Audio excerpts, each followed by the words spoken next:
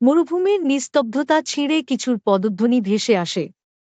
চারদিকে শুধু বালি, পাথর আর প্রাচীন ইতিহাসের নিঃশ্বাস। 1922 সাল। ব্রিটিশ প্রত্নতাত্ত্বিক হাওয়ার্ড কার্টার মিশরের উপত্যকায় খুঁজে পান এক কবর, প্রায় 3000 বছর ধরে যা ছিল অক্ষত। ফারাও টুটেনখামেনের সমাধি। কিন্তু সমাধি খোলার পর শুরু হয় একের পর এক রহস্যময় মৃত্যু। এটা কি কোনো প্রাচীন অভিশাপ, নাকি বিজ্ঞানের চোখে লুকানো এক ভয়ানক সত্য?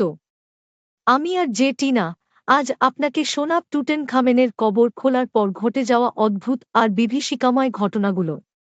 টুটেনখামেন ছিলেন মাত্র ১৯ বছরের এক তরুণ ফারাও, যিনি মিশরের ইতিহাসে সেভাবে আলোচিত ছিলেন না। কিন্তু তার সমাধি একেবারে অক্ষত। 1922 সালে হাওয়ার্ড কার্টার ও লর্ড কার্নারভন প্রায় 6 বছর খোঁজাখুঁজির পর অবশেষে খুঁজে পান সেই কবর। সোনার মাস্ক, গহনা, অস্ত্র, চোখ ধাঁধানো ধনসম্পদে ভরা সেই কক্ষে একটা ছোট্ট পাথরের ফলকে লেখা ছিল, যে কেউ রাজাকে বিরক্ত করবে তার উপর নামবে মৃত্যু। তবে এটাকে তখনকার অনেকেই নিলেন হালকাভাবে। কবর খোলার কিছুদিন পর লর্ড কার্নারভন হঠাৎ অসুস্থ হয়ে পড়েন। মশার কামড় থেকে সংক্রমণ, তারপর রক্তে বিষ ছড়িয়ে মৃত্যুর কোলে ঢলে পড়েন তিনি।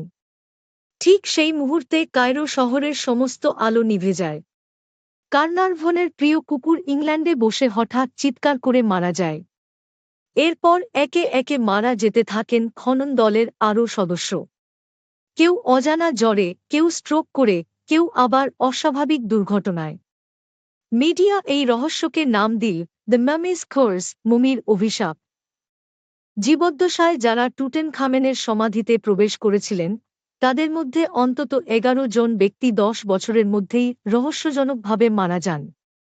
এর মধ্যে ছিলেন জর্জ গোল্ড, কবর দেখার এক সপ্তাহ পর মারা যান আর্কিওলজিস্ট আর্চি রিড, কফিন খোলার পরপরই হঠাৎ হার্ট অ্যাটাকে মৃত্যু রেডিওলজিস্ট যারা মমির স্ক্যান করেছিলেন, তাদেরও অনেকে আক্রান্ত হন দুর্বলতা আর বিরল রোগেতক্ষণ মানুষ বলতে থাকে, ফারাওয়ের ঘুম ভাঙানোর শাস্তি এটা।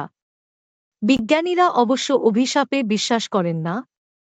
তাদের মতে কয়েকটি ব্যাখ্যা হতে পারে। 1. টক্সিক মোল্ড ও ছত্রাক।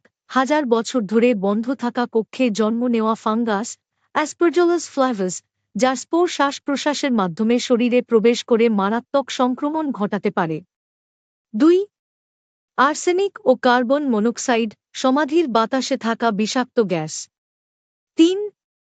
রেডিও অ্যাক্টিভিটি, কিছু পাথর ও রঞ্জক পদার্থের স্বাভাবিক রেডিয়েশন থাকায় দীর্ঘ সময় পোজারে ক্যান্সার পর্যন্ত হতে পারে। তবে সব কিছুর প্রমাণ আজও শতভাগ মেলেনি। আরও আশ্চর্যের বিষয় হল, টুটেনখামেনের দেহেও অস্বাভাবিক দাগ ও আঘাতের চিহ্ন ছিল। এক্স-রে করে দেখা যায় তার মাথার পেছনে চোট ও হাঁটু ভাঙা। কেউ বলেন তাকে হত্যা করা হয়েছিল। কেউ বলেন একটা রথের চাকার নিচে পড়ে মারা যান তিনি। তাহলে তার আত্মা কি প্রতিশোধ নিচ্ছিল?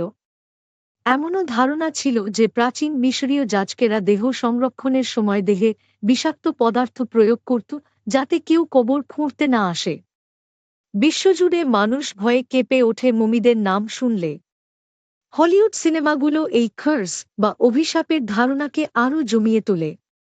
কিন্তু গবেষণায় দেখা যায়, কার্টার নিজে কিন্তু বেঁচে ছিলেন আরও 16 বছর। তার কোনো অস্বাভাবিক মৃত্যু হয়নি।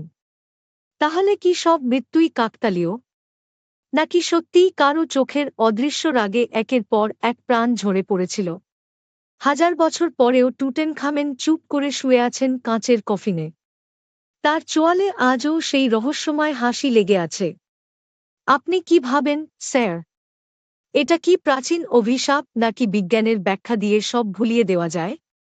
কমেন্টে জানান আপনার মতামত। আর এমন আরও ভয়ঙ্কর অথচ সত্য ঘটনা শুনতে আর্জেন্টিনার সঙ্গে থাকুন প্রতি সপ্তাহে। এটা ছিল মমির অভিশাপ নাকি রেডিয়েশনের শিকার? আমি আর্জেন্টিনা আবার ফিরব এক নতুন গল্প নিয়ে। ততক্ষণ ইতিহাসকে ভয় আর কৌতূহলের চোখে দেখুন।